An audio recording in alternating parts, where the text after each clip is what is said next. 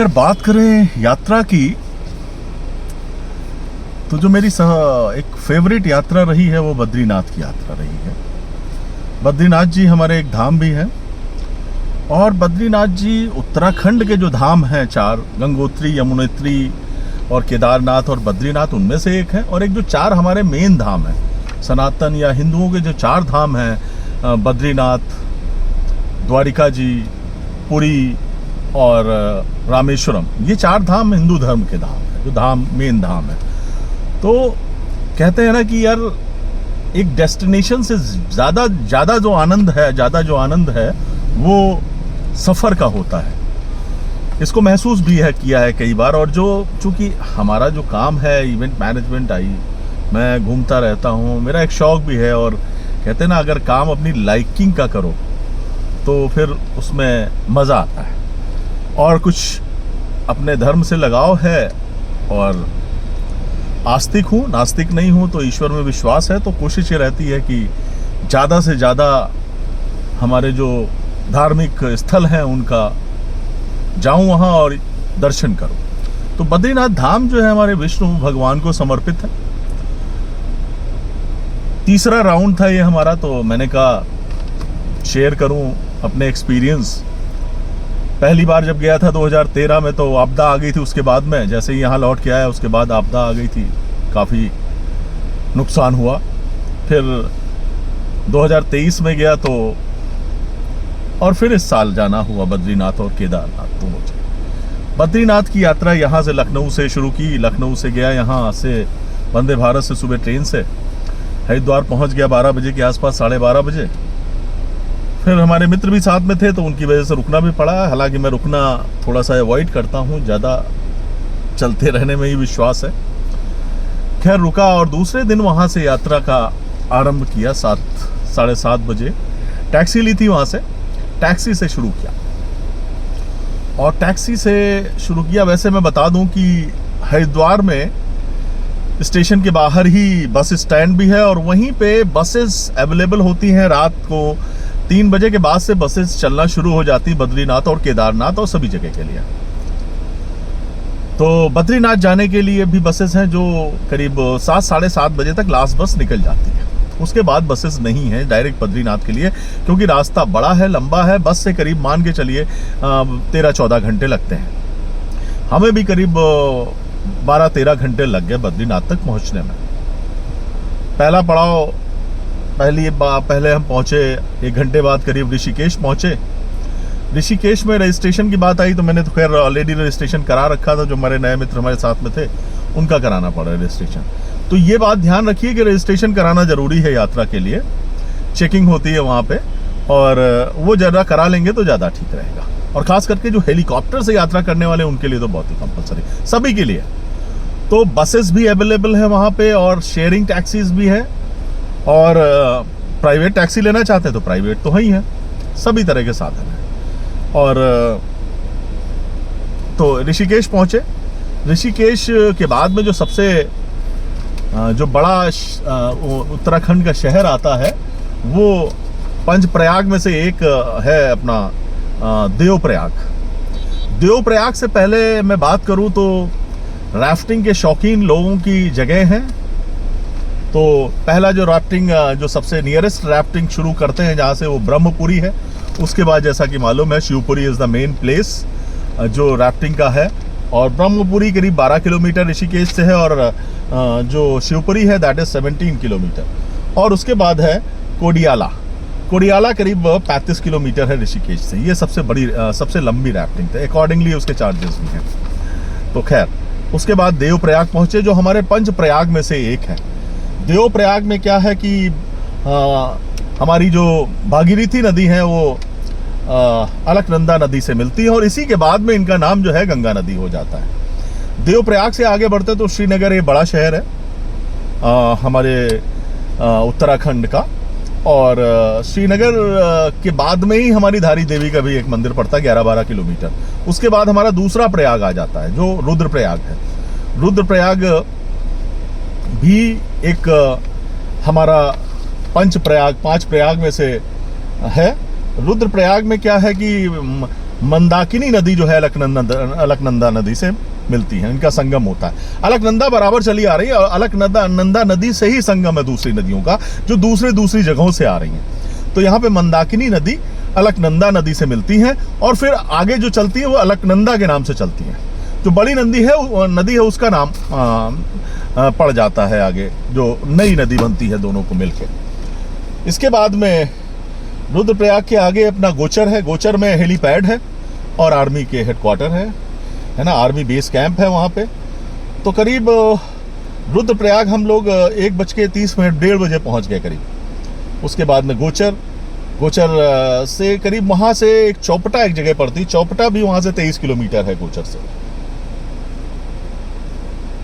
22-23 kilometre है। चौपटा इसलिए नाम ले रहा हूँ कि चौपटा से ऊखी मठ जो है करीब 48 किलोमीटर। ऊखी मठ इसलिए नाम ले रहा हूँ क्योंकि यहीं पे जब केदारनाथ धाम के कपाट बंद होते हैं तो वहाँ से जो डोली आके यहीं पे विश्राम करती है, मतलब पूरे जो सर्दियों भर ऊखी मठ में ही केदारनाथ जी भगवान रहते हैं, उनका निवास रहता है, वहीं पे दर्शन होते हैं ऊखी मठ में। और ऊखी मठ मतलब कह सकते हैं भगवान शिव का जो है विंटर अबॉर्ड है, 6 महीने यहीं केदारनाथ। और यहीं से करीब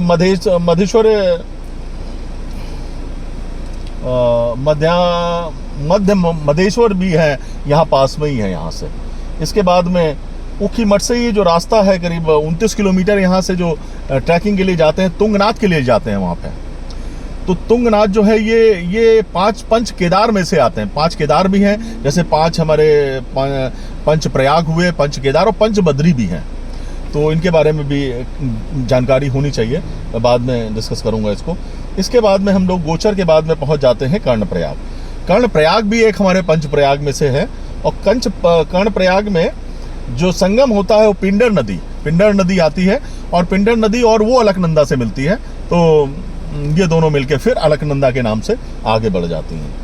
तो ये कर्णप्रयाग है और ये डिस्ट्रिक्ट करीब ये चमोली डिस्ट्रिक्ट के आसपास की पिंडर ये। हाँ, इसके बाद में कर्णप्रयाग के बाद में आता है नंदप्रयाग आता है। नंदप्रयाग जो है, और नंदप्रयाग में नाम से ही है, चूंकि अलकनंदा कॉमन नदी है और नंदप्रयाग के नाम से नंदाकिनी नदी और अलकनंदा नदी का संगम होता है। तो ये है नंदप्रयाग के बाद में चमोली डिस्ट्रिक्ट ही चल रहा है ये सब। और चमोली डिस्ट्रिक्ट उसके बाद में पीपलकोटी पहुंच जाते हैं हम लोग करीब 4:15 पे, 4:15 बजे के आसपास हम लोग पीपलकोटी पहुंच जाते हैं।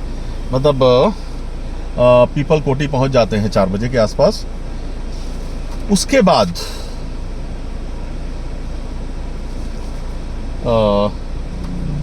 पीपलकोटी पहुंच गए और पीपलकोटी के बाद में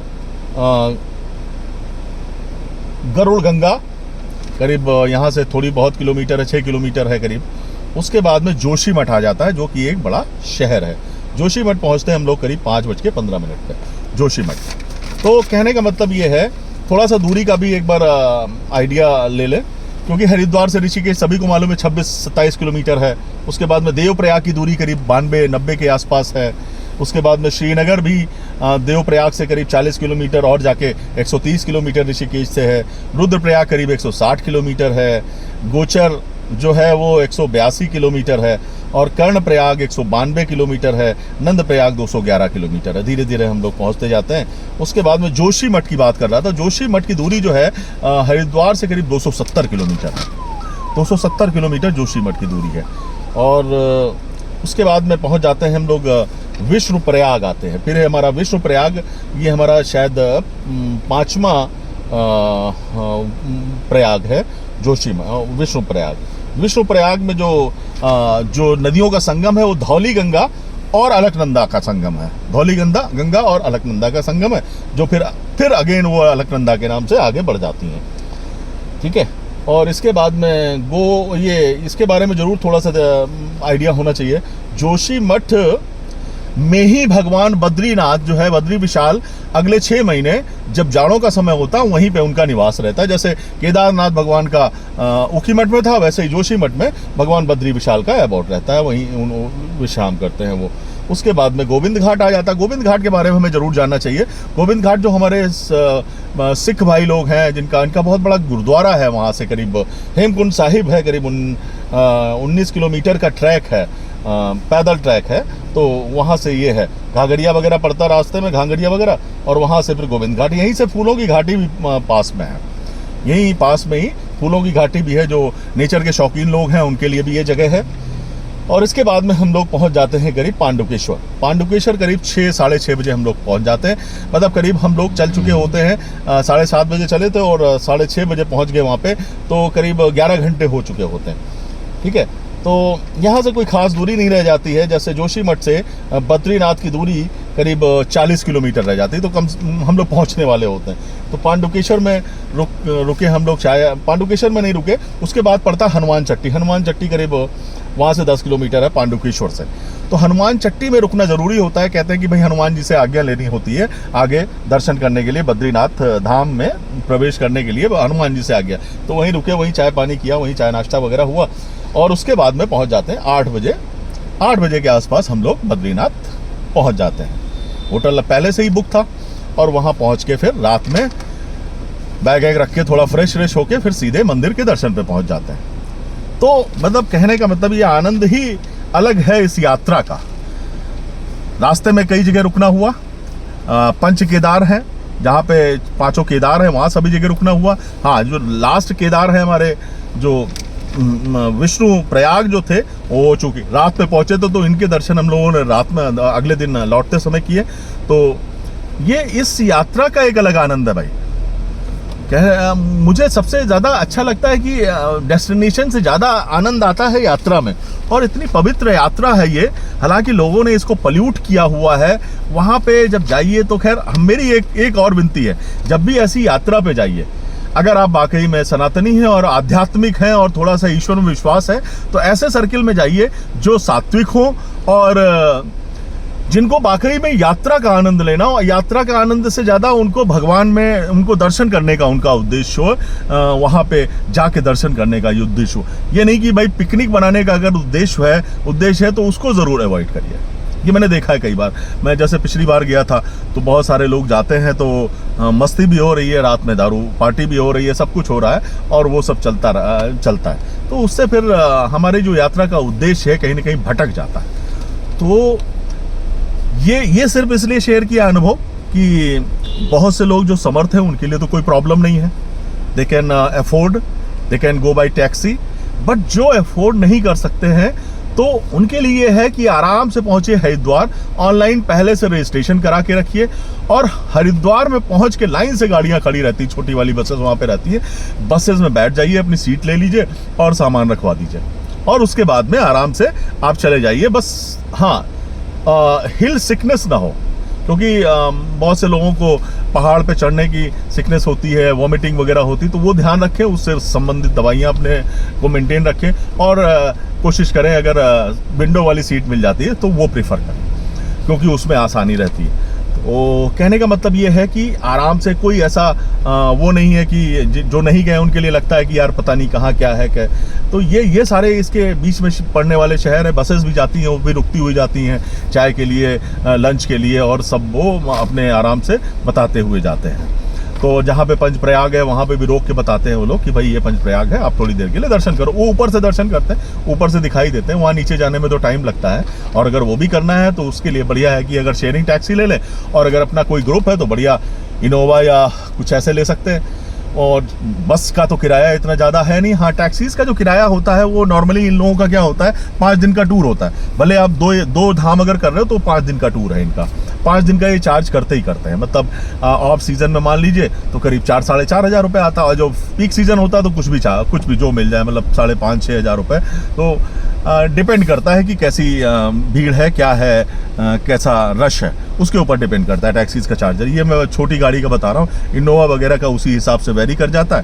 तो हालांकि सेडान 4 लोगों के लिए सेडान ही सफिशिएंट है, उससे ज़्यादा लोग हैं, 5-6 लोग हैं तो इनोवा या फिर कोई बड़ी गाड़ी ले सकते हैं। तो ये था थोड़ा सा बद्रीनाथ जी के बारे में। और बद्रीनाथ गए हैं तो माणा विलेज के को विजिट करना जरूर ध्यान रखें। वहाँ पे वशिष्ठ गुफा है, वहाँ पे गणेश गुफा है। अब तो वहाँ पे पांडवों की मूर्तियाँ भी लगा दी गई हैं बड़ी बड़ी, द्रौपदी जी के साथ में जब वो स्वर्गारोहण के लिए निकले थे युधिष्ठिर के साथ में, तो उनकी मूर्तियाँ भी वहाँ लगी हुई हैं। भीमशिला है। और सबसे बड़ी चीज़ है, आपको वहाँ पे सरस्वती जी के साक्षात दर्शन होते हैं। माँ सरस्वती जी का रूप ऐसा फिर आगे कहीं देखने को नहीं मिलता है। माँ सरस्वती वहीं पे उनका विभत्स रूप है, इतना विभत्स रूप है, और वहीं पे वो अंतर्ध्यान हो गई हैं, वहीं से गायब हो गई हैं। उसके बाद में बगल से अलकनंदा नदी बह रही, जो कि बड़े शांत स्वभाव से बह रही, और उसी तरह से देखिए पुल पे खड़े होकर सरस्वती जी का रूप देखिए, लगता है कि कितना इनमें रोष है, कितना गुस्सा है इनमें, और बड़ी तेज आवाज करती हुई वो वहां से निकल रही हैं। और वहीं पे वो धरती में कहाँ गायब हो गई पता नहीं चलता। उसके बाद सरस्वती जी को तो पता ही है कि वो बताते हैं यहाँ पे प्रयागराज में जो 3 नदियों का संगम है, तो वहाँ पे है वो जमीन के अंदर ही अंदर उनका होगा शायद मार्ग, क्योंकि वहाँ से निकल तो रही है तो दिखाई दे रहा है। और ये कहीं 50-60 किलोमीटर से इनका जो उद्भव हुआ है वो कहीं बताते हैं देव सरोवर है, कहीं सरस्वती पर्वत है, उसके नीचे देव सरोवर है, वहाँ से इनका उद्भव हुआ है।